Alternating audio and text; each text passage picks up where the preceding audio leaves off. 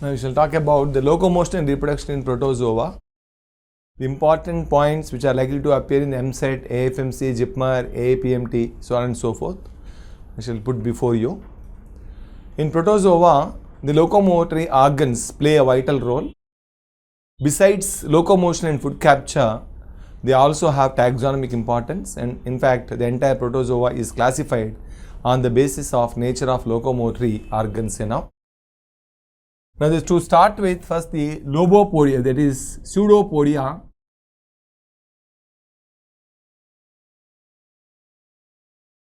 Pseudopodia are the locomotory organs in superclass Sarcodina,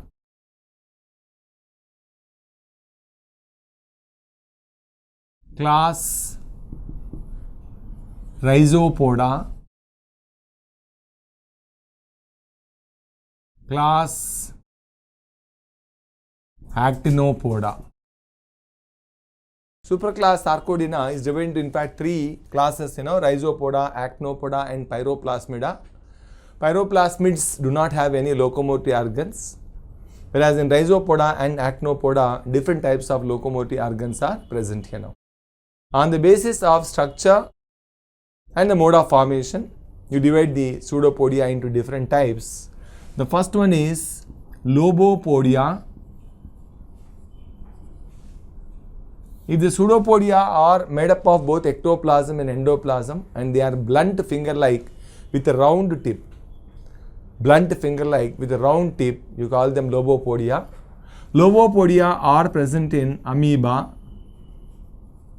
entamoeba, Arcella, and all of them Lobopodia are present, where the Pseudopodia are blunt finger-like with outer ectoplasm and inner endoplasm. And if there is only single Pseudopodium, we call it monopodial type, as you find in entamoeba. If many Pseudopodia are present, we call it polypodial type, we call it amoeba is example. Then the second type is Reticulopodia or Rhizopodia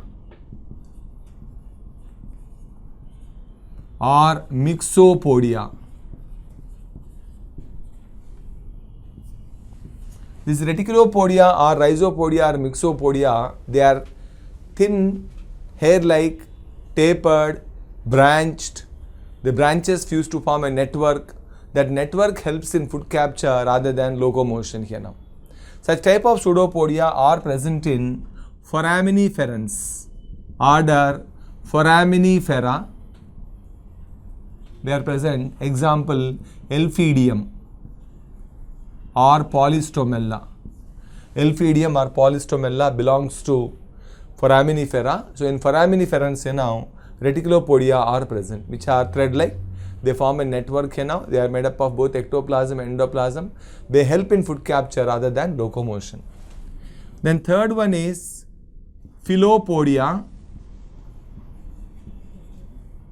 Philopodia are branched and tapered, but here branches do not fuse. They are tapered and branched made up of only ectoplasm. So MSET point is remember there, they are made up of only ectoplasm here now. The other two are made up of both ectoplasm and endoplasm, but Philopodia are made up of only ectoplasm and they are branched and tapered and branches do not fuse. Example, Philopodia are present in Euglypha and Lecithium. Euglypha and Lecithium, Philopodia are present here. The next you have Actinopodia. They are also called Axopodia.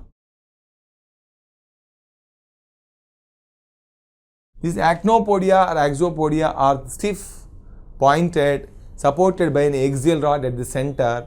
That axial rod is made up of endoplasm surrounded by outer granular adhesive ectoplasm here now. Such kind of Pseudopodia are present in heliozoans.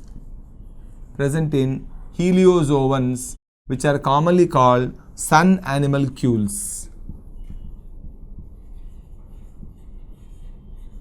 sun animalcules like actinophris,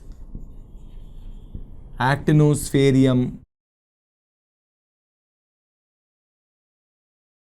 actinophris, actinospherium. They are also present in radiolarians.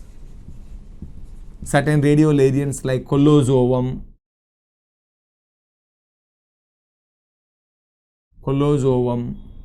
Acanthometra. Okay, radiolarians like Colozoum and Acanthometra also, the Axopodia or Actinopodia are present.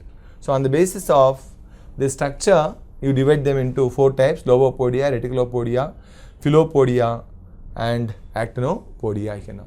Then there is a theory called sol-gel transformation theory.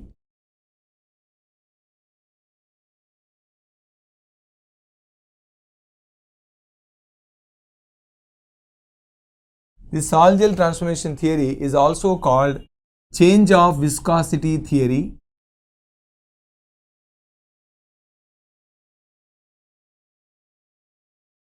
This explains about the amoeboid movement in protozoans. This was put forth by Hyman, supported by Mast and Pantin. Supported by Mast and Pantin. According to them, amoeba has 2 kinds of cytoplasm. It has got inner plasma sol and outer plasma gel. The cytoplasm is distinguishable into outer plasma gel and inner plasma sol. The outer plasma gel is non-granular and it is contractile in nature and it is transparent, and the inner plasma sol is granular, opaque and non-contractile and it is more viscous. Whether the cytoplasm is distinguishable into outer plasma gel and inner plasma sol. The gel is non-granular, the sol is granular. Gel is transparent or translucent, the sol is opaque now. Then the gel is less viscous, sol is more viscous now. And they are interconvertible. Both of them are interconvertible. That's why it is also called change of viscosity theory. Then according to them, at the advancing end of amoeba, the excess amount of sol gets converted into gel. The excess amount of sol gets converted into gel. The sol is converted into gel by loss of water. That's why the advancing end is called point of gelation. The point of gelation, advancing end is called point of gelation, or it is also called high viscosity zone. Zone of high viscosity. Zone of high viscosity. The advancing end is also characterized by the formation of hyaline cap. That is, the plasma gel loses its elasticity, it becomes thick and to form a structure called hyaline cap. Below hyaline cap, the sol, excess amount of sol that accumulates gets converted into gel by loss of water. Hence it is known as point of gelation or high viscosity zone. Then at the receding end, the plasma gel is converted into sol. The equal amount of gel is converted into sol at the posterior end here now. Hence the posterior end is called zone of low viscosity or point of solation. Point of solation, it is also called zone of high viscosity, low viscosity here now. Okay, so the gel is converted into sol by absorption of water. The sol flows forward, and at the anterior end, the excess amount of sol after stretching the pseudopodium gets converted into gel by loss of water. Well, because of interconversion of sol and gel and forward movement of sol here now, amoeba moves forward. Then whenever the sol is pushed forward, more amount of sol is pushed forward. As a result, low pressure is created at the receding end. Because of low pressure, the plasma membrane develops several folds called uroids. Plasma membrane develops several folds called uroids. This theory was later on elaborated on the basis of the protein molecules by Goldacre and Losch.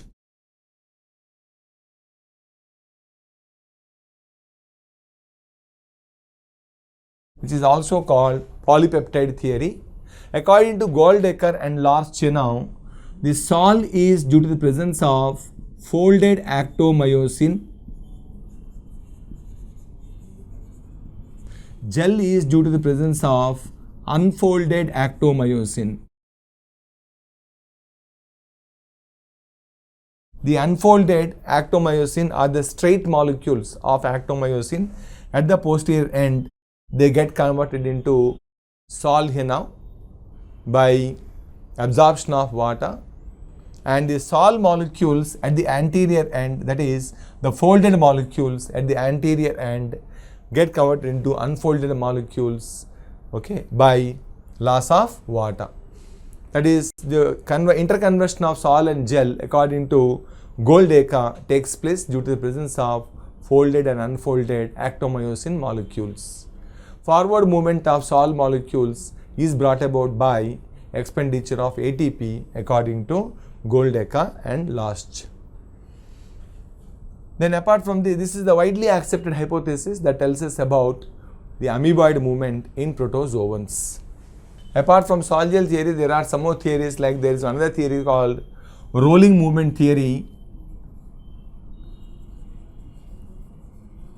put forth by Jennings. Surface tension theory,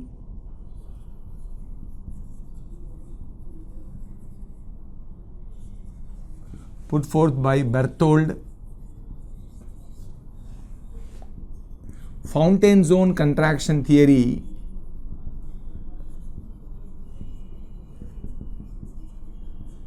put forth by Allen. Rolling movement theory, put forth by Jennings. Surface tension theory, put forth by Berthold. Fountain zone contraction theory, put forth by Allen.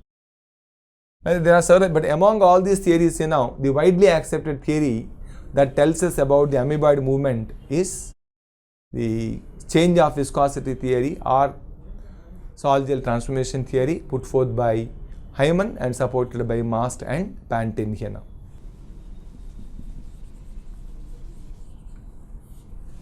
The another locomotive organ in protozoans is the flagella. Flagella are present in Mastigophora.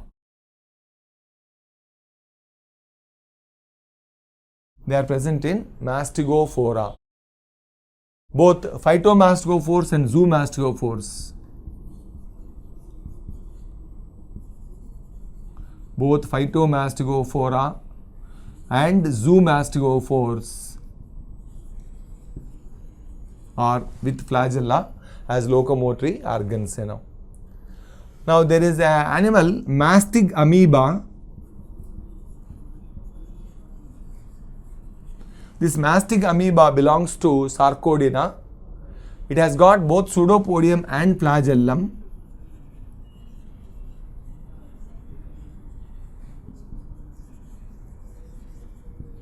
It belongs to Sarcodina. It has got both pseudopodium and flagellum. And this happens to be the connecting link between Mastigophora and Sarcodina. Connecting link between Mastigophora and Sarcodina here. Now the number of flagella varies from animal to animal. For instance, you take Trypanosoma that lives in blood of human being, commonly called hemoflagellate of man, causes African sleeping sickness. It has a single posteriorly placed flagellum.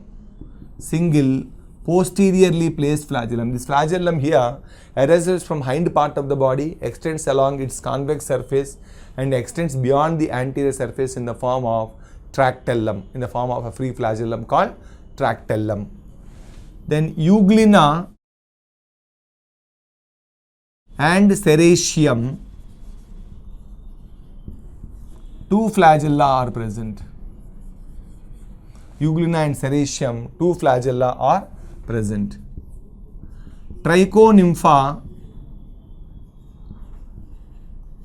which leads symbiotic life inside the termites, it has got numerous flagella. Giardia, which is commonly called grand old man of intestine, the first discovered protozoan parasite, this has got 4 pairs of flagella. 4 pairs of flagella. Trichomonas, which is a parasite in human being, Trichomonas buccalis, Trichomonas vaginalis, this has got 4 flagella. 4 flagella. Where the number of flagella varies from animal to animal. The flagellum in all mastigophores arises from blepharoplast or basal granule, which is embedded in the ectoplasm, that gives rise to a vibratile filament called axoneme or axial fiber. Axoneme or axial fiber. Larger extent of this axoneme or axial fiber is covered by a cytoplasmic sheath.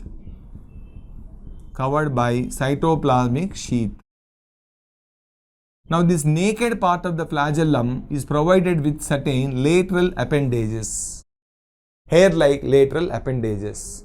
The hair-like lateral appendages are called mastigonemes or flimmers. They are called mastigonemes or flimmers. Now you can differentiate between mastigoneme and flimmer. The mastigonemes are long in size, about 20 nanometers in size. These are about 5 nanometers in size. The mastigonemes are tubular, flimmers are solid. Okay, the flimmers are 5 nanometers long and they are solid, whereas mastigonemes are 20 nanometers long and they are tubular. So this naked part of the axoneme is provided with either mastigonemes or flimmers. The mastigonemes or flimmers help in changing the direction of the flagellum during locomotion. Now on the basis of mode of arrangement of mastigonemes now, the flagella are divided into different types. Number 1, stichonematic flagellum. If the axoneme has got only a single row of mastigonemes, it is called stichonematic. All the mastigonemes are arranged in a single row on one side of the axoneme. This kind of flagella are present in euglena and astacia.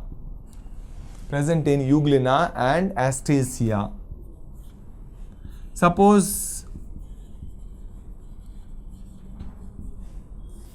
the mastigonemes are arranged in 2 rows or more than 2 rows present on either side of the axoneme, they are called pantonematic. The examples are monas and peranima.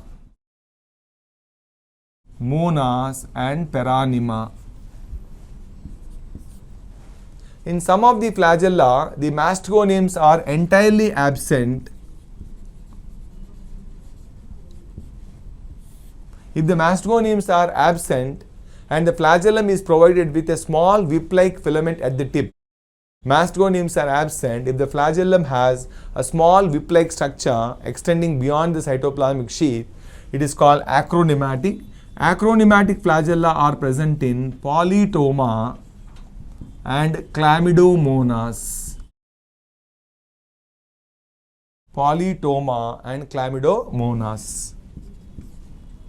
Next you have pant acronematic flagellum. It has got both the mastogonemes and a whip-like filament at the tip. It is a combination of pantonematic and acronematic. This is present in example Urceolus. Urceolus is example for pant acronematic type of flagellum. Then next you have another type, anematic flagellum, which is also called simple flagellum. In anematic or simple flagellum, the flagellum has neither mastogonemes nor whip-like structure. It has got neither mastogonemes nor whip-like structure. This type of flagella are present in Chylomonas and Cryptomonas. Chylomonas and Cryptomonas.